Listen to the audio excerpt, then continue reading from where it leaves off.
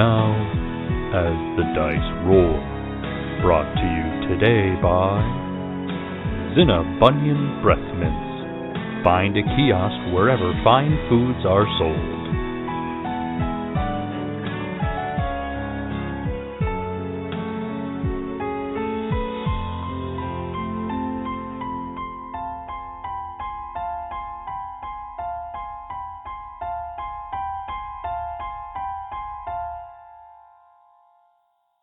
Previously on Cautious Optimism. I am just so happy that all of you guys came out to hear me today. Kai, and I think she might be the one. Liliana of the Lake's first ever album, which was highly anticipated, was a big flop. Hey, Charlie. I don't really have the money right now. She is my client and she owes me money. Someone obviously sabotaged the album. Excuse me, are you psionic? Oh, totally not. That's, illegal. Yeah, she's completely psionically making us like her music. Liliana, Yeah? why don't you pack a bag and come with us? Okay, sure. Have you heard of a pilot named Johnny Lee? I can't not see if this guy is here. It means something that I have found my uncle's other ship. Aurora?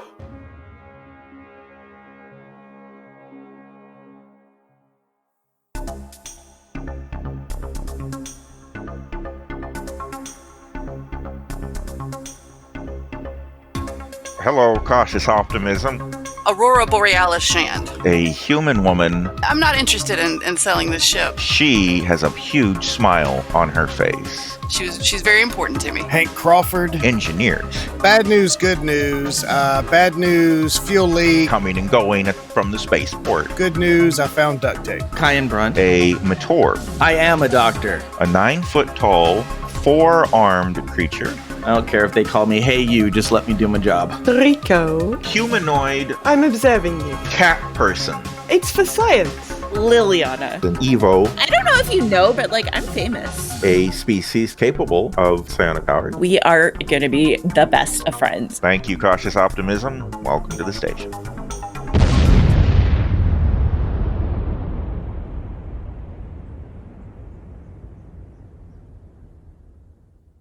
So I'll ask the party, since we split up, which do you guys want to do first? Do you want to do the meeting the old captain of the Bitter Blue first, or do you guys want to go do the scans on Liliana first? I think the bar situation is probably more exciting beginning of episode stuff. I would agree. All right. So Rory and Hank have just entered the pilot's refuse. It's not very full, but you notice Johnny Lee sitting at a table in the corner, and he has hollered out, "Aurora!" So I wave back and head over there to him. Make a perception check. Hank, too. Hold on, let me get my sheet. Fell by one. Hank's still thinking about Liliana. He's not paying attention. I tied. I rolled a 12 and I got a 12, so I think I succeed. Just barely. Yeah, you went on a tie. Just barely. Okay, so right now it's about 4 p.m. local time. So, early for the evening. But despite it being that early, Rory, you can tell that Johnny Lee has had a few already. He's had a lot of few. And as you approach the table, his torso kind of swings around in a wide arc, and he says, I'm so glad to see you, little Aurora. Oh, you're so cute. Hey, Johnny Lee. How many do we have to buy to catch up with you? Oh, I don't know. I lost count. A few. The last time I saw you, you weren't old enough to drink yet. It's been a while, hasn't it? My gosh. How old are you now? You don't look very old, but you look like an adult. So I guess you're a young adult? Is that what you'd call yourself, a young adult? Oh my gosh, it's so good. Hey, we need more over here. We need 3 over here. 3 more, please. So, all right, how long has it been since I've seen him? I think like 10 years. Okay. And what does he look like? Does he look... not what does he look like physically, but does he look poor? Does he look old and withered? Does he look the same as when I saw him before? Do I notice any big changes since the last time I saw him? He looks disheveled. His clothing is got holes in it and everything. He's wearing captain clothes, but they're beat to heck. They're ratty. They've got holes in them. He has not shaved in a long time. He's got that beard that a guy gets if he just stops grooming altogether. Not like a beard that you maintain and trim and keep looking nice. This is a just, F it, I'm not shaving anymore, and just nature has taken its course on his face. So he's got a COVID beard. He's got a COVID beard. Yeah, I mean, he's very thin. His eyes are bloodshot. That could be the alcohol. It's hard to tell. He's down on his luck.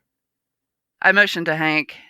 Johnny Lee, this is my engineer, Hank Crawford. Hank Crawford, this is Johnny Lee. How do, Hank? Hey, hi, good to meet you. Hey, where's the drinks? So, Johnny, I couldn't help but notice the bitter blue destroyed and floating around in space like a old beat-up trash can that's been kicked down the street. What's going on? What happened? About this time, an Yvonne, which is the same species that Liliana of the Lake is, comes up, and she's got a tray with 3 cups that have some kind of liquid in them that are steaming. Not steaming from being hot, they're just giving off fog is emerging from them. And she sets it down, and he takes one, and he says, I don't know what these are, but they're really good. You guys have to try them. They're so good. So there's 3 of us, but he brought 4? Oh, I'm sorry. I said the wrong number, I guess. I meant to say 3. I take mine and drink it quickly and all at once because I have alcohol tolerance. Oh, nice. It tastes terrible. It burns, but it also feels like it sticks to the sides of your mouth and throat. Like it feels like there's still some left after you've swallowed and you can't quite get it dislodged from your tongue and mouth and everything. It's just terrible. Great. What I would like to attempt to do very soon is at some point when Johnny Lee's not looking, I want to switch my cup with his and I'll drink his too. Okay. Because I need information from him. So, sleight of hand, or do you have something? Let's see. I mean, we can do a dexterity if you don't have a skill specific for it. I would try to shoehorn fast draw into this, but I'll do dexterity. I think normally it would be dexterity -4, but because he's so, I guess properly it should be dexterity -4 versus his perception, but his perception is going to be bad because he is drunk. Well, I succeeded dexterity by 2. So his perception would be 12, but I'm going to give him a -4, so that's 8. So he's rolling versus 8. He got 7. He succeeded by 1, so your success by 2 beats him. Fantastic. You successfully switchy the cups around. Okay. I stared at him expectantly to hear what he has to say about the bitter blue. Oh, you know. No, Johnny Lee, I don't know. I took the bitter blue after your Uncle Peter sold it to me. How is Uncle Pete doing, by the way? Oh my gosh. Well, I've got some bad news and some good news. The bad news is that he's dead. The good news is he might not be dead because he's Uncle Pete. I might be too drunk to understand what that means. Okay. Right now, he's dead. Oh no. Until further notice. Well, that's terrible. I'm sorry. Oh my gosh. He was a good guy. Yes, he was or is a good guy. You're right. I miss him terribly and am looking for him. So what happened to that ship of his? Is anybody, because I'm kind of in the market for a new ship. Well, once again, same scenario. Good news, bad news. Parts of the Cautious Optimism remain with us, and she's not for sale. We're actually flying in her right now. Hank is a very busy engineer. Oh, Hank. Yes. You own the Cautious Optimism? No, I keep it stitched together with bubblegum and duct tape. Here's a question. What did Uncle Peter call it? Because you named it the Cautious Optimism. Rory named it the Cautious Optimism. What was it before? I don't know, your God. I don't know. I don't remember. Okay. I don't know that we ever talked about it. I don't think we did. Okay, well, at any rate, let's just assume that there was a brief bit where you explained that now it's called the Cautious Optimism, and he's sober enough to just start calling it that. And we'll go from there. Okay. It could be the reckless pessimism. Right. The Reckless Pessimism. The name really didn't change that much. Okay, so he's like, where's the Reckless Pessimism? Is it for sale? Is it? No, I'm flying it. He willed it to me. Oh. And Yeah, and Hank here's part of my crew, and we're on a mission to try and locate Uncle Peter among other various things. Hey, you're trying to. I thought you said he was dead. Well, yeah, but you know Uncle Peter. Yeah, I knew him pretty well. Okay. Well, that's all very confusing. Anyway, the bitter blue does not work anymore. Yeah. So you're in the game now, right? And he goes to take a sip of his cup, and he's surprised that it's empty. I need another one, please. Going through these real fast tonight. Yeah. I'm waiting for him to see if he does the hand gesture, the secret hand gesture. Does he do it? He's not done a hand gesture. Johnny Lee, I mean, yeah, I'm, doing some jobs for people, some odd jobs here and there. We get into some adventures. And I'll slide my cup over to him and then touch the tip of my nose. He takes your cup and he looks at you and he cocks his head to the side and then he starts drinking. Thank you. And I'll throw a knowing glance at the captain. And the captain understands. Yeah, Hank's been blown up a bunch. We run into some Zat bugs. Oh, wow. Released a mixtape. What? It's been pretty eventful. I was going to say all the ship captains get blown up, or, well, crew members get blown up, and those darn Zats. I've had some issues with Zats, too. I don't know about the mixtape. That's hasn't happened to me yet. So what blew up the bitter blue? She doesn't even hold oxygen anymore. No. So the story all begins when I got the ship, the Bitter Blue, from your uncle, and I went out and started my own business. Now, there's this organization. They call themselves the Haulers Guild. They're illegal, and they're bad people. Uncle Peter, he and I saw eye to eye on, we didn't want to work with them because they do some shady things. I think Peter had worked for them, but then he stopped working for them. I don't really remember the details there. But anyway, he was real mad about the guild. And so when I got my show, I was like, I'm not going to mess with them. They sound terrible. Uncle Pete says they're awful.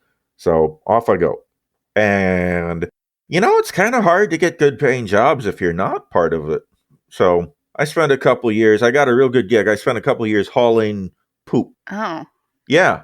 There's a planet, Zinaba, where manure is a delicacy. They eat it. Oh, God. Yeah. Wow. So there is another planet. The whole planet was all about livestock. It had so many livestocks. And so other people had the more gooder paying job bringing animal feed to the planet to feed the livestock, but I got a gig hauling shit to the planet that likes to eat it. That's horrifying. It didn't pay great, and the bitter blue smelled awful forever, but it paid the bills, right? Yeah, that sounds terrible. You know what you could have done is then also set up a small kiosk that sell breath mints on that planet. You'd have made a fortune. Huh. Yeah. You were always so smart, little Aurora. You're always clever. Yeah, well, so back to how the bitter blue blew up. Oh, yeah, yada, yada, yada. I had a hard time making ends meet. Eventually, I joined the guild because I wanted to make more money than you get hauling shit. So, joined the guild, and everything was pretty good, and I got a bunch of good jobs, and I was making lots of money, and everything was great until one day, they wanted me to deliver some packages, and I opened the packages up, and it turns out they had cryogenically frozen slaves inside the packages. And I said, not today, guild. So I set them all free. Well, that was pretty noble and dangerous. It was so noble. And then guess what? What? Nothing happened for a year. The guild didn't talk to me anymore. They didn't give me any more jobs. I was out of the guild, but they didn't do anything bad to me. So I thought, this is fine.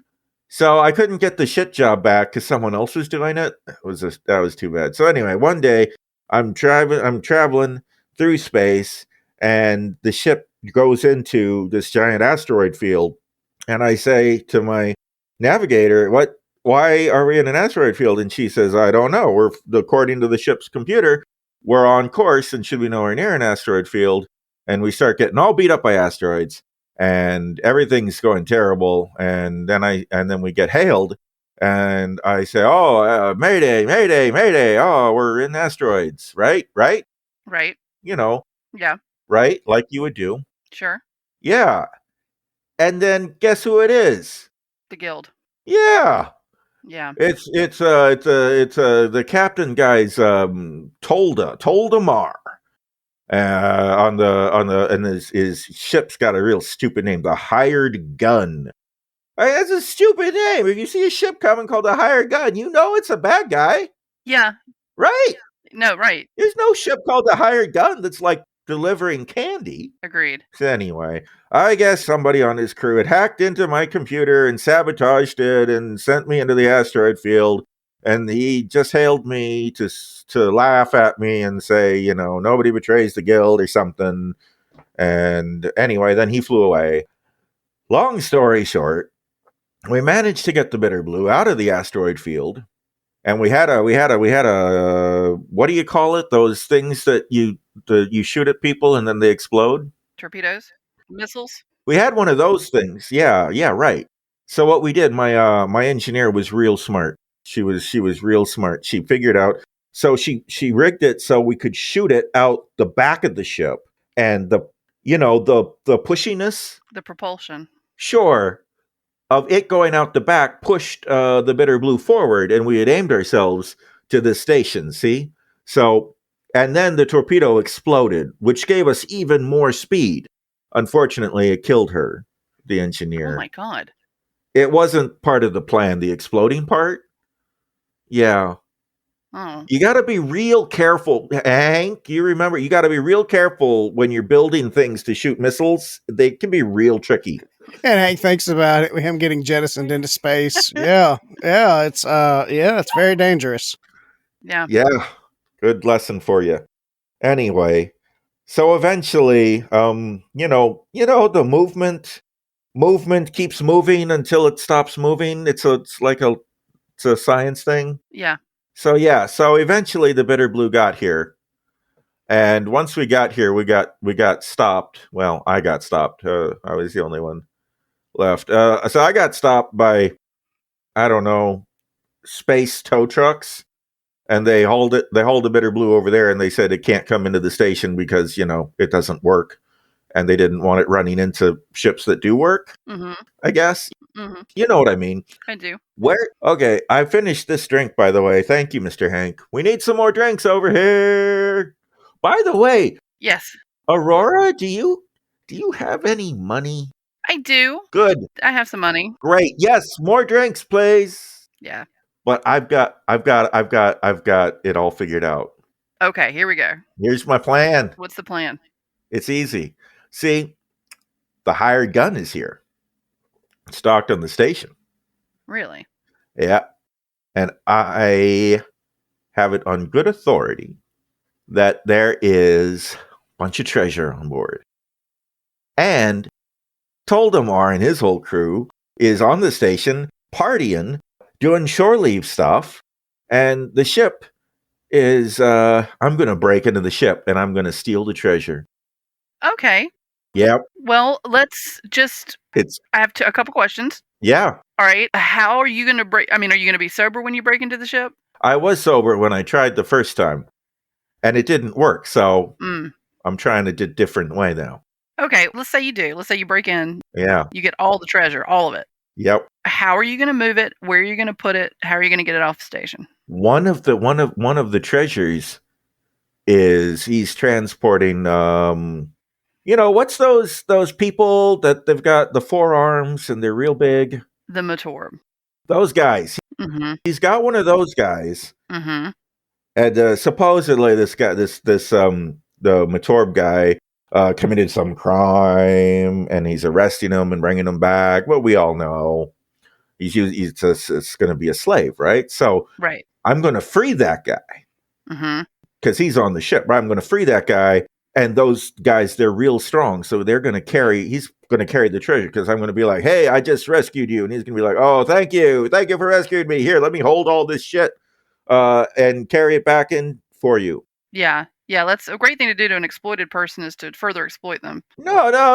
It's because he'll be grateful Sure. for rescuing him. So, okay, we know that there's just one Matorb being held captive on board.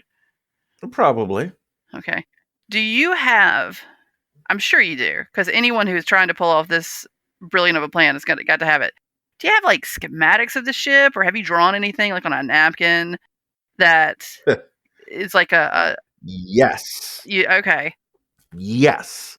He takes out a folded piece of paper and in pen, in his own handwriting, at the top it says GURPS cargo class. 50,000 tons, 300 yards, or 900 feet, or 274 meters in length. This is the same type of ship as your cargo class ship. Yours is a GURPS. This is a newer and bigger version, but by the same manufacturers. And the layout is a little bit similar. So what he's basically done, apparently, is sketched out the Cautious Optimism's layout, but just bigger to fill the extra space of a larger ship. Now, would this match my engineering knowledge of this class of ship? Make an engineering roll. Success by 1. As an engineer, you know that when you design a new ship, you don't just copy the design of your previous ship and like drag the corner to make it bigger and call it good. Like, this is absolutely just him guessing and is probably not at all true. I think you may have a few errors in your ship layout there, sir. And could I correct these errors with my knowledge of ships? Yeah. Okay. Yeah, you can certainly make improvements. You've probably heard of the GURPS before and have a passing knowledge of it. I'm sure I have a subscription to the magazine. The thing is, with a success by 1, like, you're not an expert by any means, but you could generalize. Yeah. Okay, and I begin drawing a few edits to make it make a little more sense without knowing the full layout myself. Sure. And he's watching you very close. Like, he's not watching you. He's watching your pen on the page. And he's just going, oh, that makes sense. That makes sense. That's good. I bet that's right.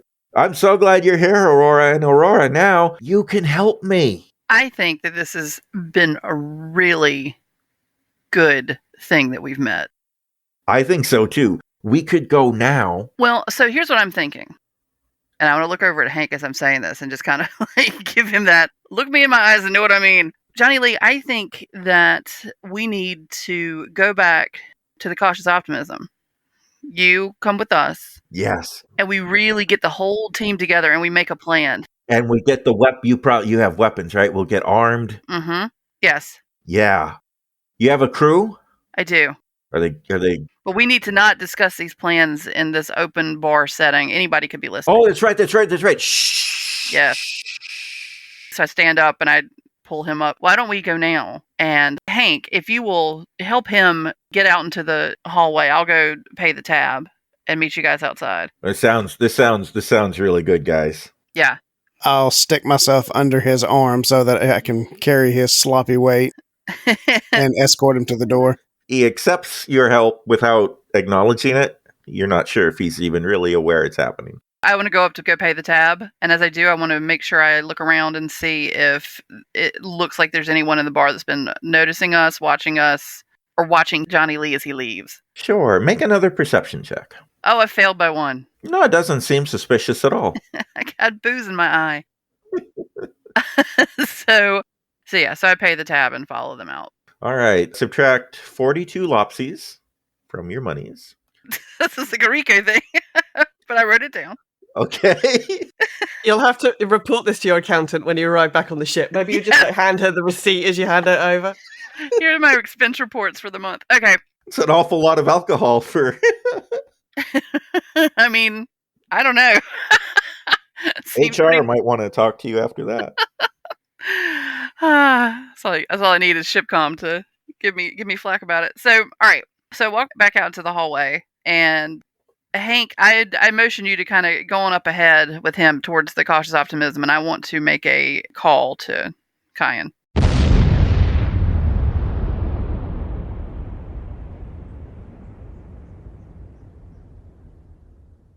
That drink they were throwing back sounds awful. I'm a Kentucky Mule Man myself. Hello, I'm Joe Hogan, the editor of As the Dice Roll. I hope you're enjoying this episode of Cautious Optimism. I want to send a big shout out and thank you to Jack Kellum at Jack of Tales and Chuck at Chuck Does Things, both on Twitter, who promoted us this week and shared us with the hashtag TTRPGFamily. And welcome to anyone who's just joining us. You may have been listening to us for a while if you're just hearing this now, but welcome. Also, huge thank you to GM's Shadow for always promoting us alongside his own content. Please make sure to go check out his tabletop RPG podcast, Shadow of the GM, and his Nordland Saga actual play podcast, Shadow Plays. You too can follow us on Twitter at AsTheDiceRollRP, as well as on Instagram at AsTheDiceRoll. If you want to chat with us in real time, go check out our Slack channel over on the Geek to Geek Media Network Slack, which you can find by going to the Contact Us tab on the network website at geektogeekmedia.com. While you're there, you can also join the Geek to Geek Media Discord server. And finally, you can always email us at podcast@asthedicerollcast.com or leave us a voice message by clicking on the link on our website at asthedicerollcast.com. Our very own Raven, who plays our Felonian science officer Rico, is hitting episode 500 this weekend of her World of Warcraft podcast, Girls Gone WoW. Whether you play WoW or not, be sure to listen to this amazing milestone because being able to stay podcasting for 500 episodes is an absolutely amazing feat. So be sure to reach out to her and her co-host EJ with huge congratulations. That truly is a wonderful accomplishment. And if you want to hear more from the rest of our crew, you can check out our various podcasts. You can listen to Kelly on Mating Habits of the Modern Geek. Bama and Todd co-host a podcast about Farming Simulator called Farming Simulated. You can also listen to Todd and Alinzia on their podcast, Nerdberg Review. And you can always find me on Geektitude. And with the holiday approaching, make sure to check out our merch store on the Geek to Geek Media website. You can get the OSHA Van t-shirt from What Is Not, and the GM's Incompetence Does Not Equal Player Success t-shirt from Cautious Optimism. That's it for me this week. I'll be back here on Friday, December 24th with our next episode of Cautious Optimism and some season greetings. Until then, let's see how Kyan and Rico are doing with getting Liliana back to the ship after a quick commercial break. When toxic culture has you down, when you're just looking to laugh and have fun, kick back and enjoy watching a video game, or just make some new friends, it's time to visit the Geek to Geek Media Network, a community of podcasters, streamers, and bloggers. Well, more of a family than a community. All dedicated to geeking out about the things we love. Things like video games, Star Wars, comics, movies, K-pop, Disney Plus, Keanu Reeves, new, or whatever our community decides is the next best thing. That's right. We have a great online community on Slack and Discord where we chat about our weekly geekery with listeners and viewers. And each other. Yep, and each other in real time, and we can't wait for you to join us. So come check us out at geektogeekmedia.com. And escape toxic fandom for something much more... Keanu? Yes, Keanu. I want to make a call to Kyan. Okay, so now, since this call to Kyan will have taken place after Kyan and Rico and Liliana have had some time to do some stuff, let's go over to them. We're going to rewind time a little bit, and you guys, I believe we're walking towards the Cautious Optimism, like you're still in the station heading towards it, and you wanted to scan Liliana for psionic powers, right? Yeah. yes. So you guys are walking down the hallway of Zegon Station, heading in the direction of Cautious Optimism. We've got Rico, and we've got Kayun, who are escorting Liliana of the Lake. So, Liliana of the Lake, are you down with going with these strangers to have them do science to your brain? Oh, she has no clue what's going on and is just skipping along happily, humming, and she's totally fine. Okay. So it's a big station. It's a city in space. So you guys are walking along for a bit, very crowded streets and everything, and all of the sudden, you guys notice that Liliana of the Lake is not with you. And when you both turn around, you see that there is a crowd of people that she seems to be in the center of, and they're all asking for her autograph and saying, "Oh, we love you. Sign our things. Oh, you're so great," and everything. Kyan, this could take a while to get back to the ship. Yeah, maybe we should try and disguise her? It doesn't seem like a great idea that everybody knows where she's gone. Yeah. You should go and extract her from that group. Yes. You're better at extracting things than I am. Yeah, Kyan's gonna go kind of wade through. Excuse me, pardon me, excuse me. excuse me, pardon me. Kyan, make a perception check. Okay.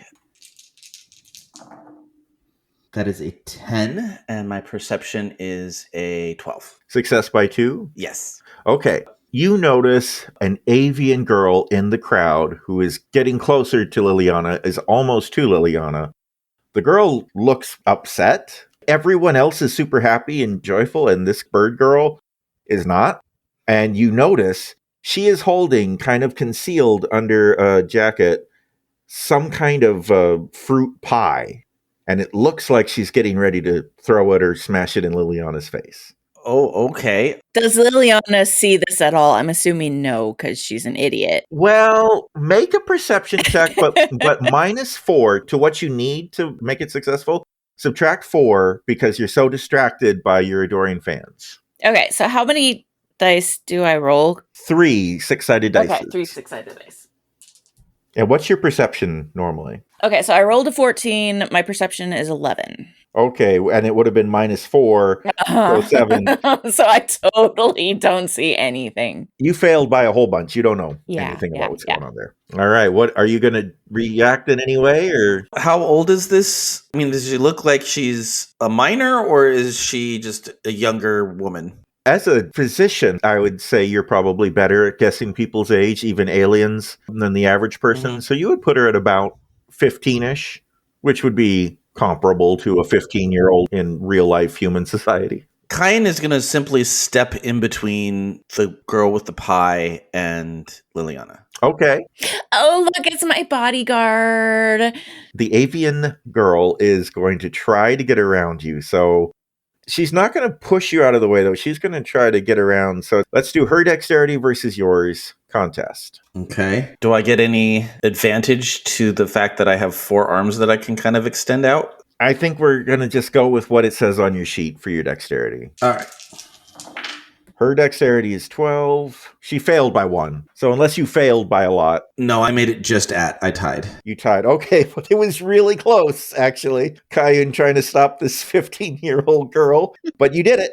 You have successfully blocked her, and she is now just like behind you, and she's frustrated, but she can't seem to get around you. Kyan is going to say, hey there, can we help you? What's going on? Oh, you're addressing the 15-year-old avian girl? Yes. She looks up at you, and she makes a frowny face. She says, "She ruined my life. Get out of my way, squawk!" Whoa. How did she ruin your life? Let's calm down. She was my favorite singer, squawk! And she released that horrible album, squawk! I'm so mad! I think seeing that Kyan is having some kind of altercation with a small being, Rico's gonna wander over. Is everything okay over here, Kyan? We have a very angry fan. Understandable. She is very aware of the discontent that many of her fans have about her album, and we are in the process of fixing that. Kyan, it's okay. I've got this. Oh, no. And she kind of nudges you to the side and goes over to this girl. Todd, you said that this is a girl, like a young girl. Right. Do I need to bend down? I want to get on eye level with her. Is she my height or? How tall is Liliana? 5 foot. Oh, you. The avians are naturally taller than humans, so she's probably at about your level. Okay. But as soon as you get to where nobody's between you and her, she starts throwing that pie at you. Oh my God. And I'm going to use my judo to just smack the pie out of the way. Well, okay. So okay, so you're trying to deflect the pie. Yeah. That's not what I'm not hitting her. I'm just sure. No. I know you're not assaulting the girl. You're trying to be super badass and hit the pie out of the sky. And I think that's a parry we need to have you do a parry, and judo probably gives you bonuses to that, but I don't know what they are. You're going to do a pie parry. I'm trying to look up my judo. Steve Jackson Games are both surprised and impressed. Hey, you guys created a system that was flexible enough to make this happen. Well, I don't want to wait forever while we're trying to record the show. Let's just have you do a judo. Take your judo skill, roll your 3 6-sided dice. If you get equal to or less than your judo skill, you will succeed. Oh, I just rolled a 1, and a 2, so I'm pretty sure I succeeded. That's a critical success. Wow. You got a nat 20, essentially, is what just happened. I think that's the first time that's happened in the whole of the last thing. I feel like I should take a picture of this and post Is it the first time? Yes. You know what? Bama almost got a critical failure last time. He did get a critical failure because I edited that episode just the other day. Okay. But yeah, this might be our first critical success. Wow. Okay, Alinzia, describe how you defeat the pie. So she's not even looking at the pie. Like, she's focused on this girl. She's, walking over and just whips it out of the air with her hand without even blinking. Just smacks it down to the ground. As you're doing that, you might notice that there are a lot of cell phones recording this altercation. So then, without even flinching, Liliana is just going to go to the girl and kind of, put her hand on her shoulder and say, you know what? I am so, so sorry that you feel that way. Somebody sabotaged my album. If you've ever heard me in person, you know I don't sound like that, and I don't know what happened. We're trying to look into it, and when we do, I'm going to try my best to make sure that everything is made right for all of my fans, because you are just so special to me, and I can see you are such a beautiful girl that you're just... I'm so, so sorry. I really, really am. Wow. So do you have any kind of persuasion? I don't know that you do. But that was a really good speech. I don't think I do. No, let's make a will roll, but give yourself a +4 bonus. Sweet. Success by 5. Success by 5. The girl looks into your eyes and she just goes, "Grr, you really mean that?" Of course I do, sweetie. And I give her a hug. She's reluctant at first, but then she hugs you back and she says, "I'm sorry, I tried to hit you with a pie." Oh, no worries. What's your name, sweetie? I'm Juliana. Juliana? That's your name? Yeah. That sounds so much like Liliana. I know. Oh my gosh, I can tell we are so going to be besties. Really? Absolutely. Now, I just have to go do this thing with these other guys, but you and I, we've got a connection, I can tell. Do you want my space tweeter handle? Absolutely. She takes out her phone and she, with the magic of space Bluetooth, sends you her deets. Perfect. Thank you so much. I can tell we are just going to be the best of friends. Anyway, I've got to go though, so bye-bye. And I link arms with Kyan and Rico. For comedy's sake, can I say that when she deflected the pie, it hit Kyan? Yes, you could make that choice. Because I feel like the idea of him just kind of sitting there, arms down, dejected, and covered with pie. And nobody there cared. No. Because they're there for Liliana, and you're just some weird old dude. Hey, I'm not old. Compared to Liliana's audience. That's fair.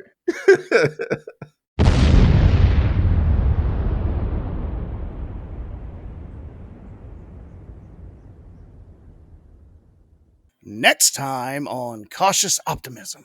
You won't believe the journey we've just had. I have been observing your motions over social media. There are many pictures and videos of you and this newcomer's activities.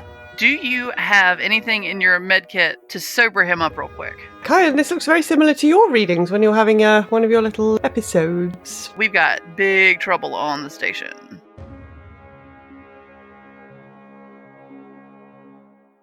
You've been listening to As the Dice Roll. The As the Dice Roll intro music is The Soap Opera by James Bowers. You can find and license his music through Pond5 at pond5.com. All the rest of the music in this episode is by Darren Curtis and can be found at darrencurtismusic.com. The opening voiceover is by our very own Rob Sometimes. You can find his podcast at comicbox.libsyn.com, and the As the Dice Roll logo was created by Maricel Edwards. Check out her book No Great Matter at msedwards.com. As the Dice Roll is a proud member of the Geek to Geek Media Network. Check out other Geek to Geek shows, streams, and content at geektogeekmedia.com. If you'd like to contact the show, you can send an email to podcast@asthedicerollcast.com. Individual players and GMs' social media can be found on our website at asthedicerollcast.com.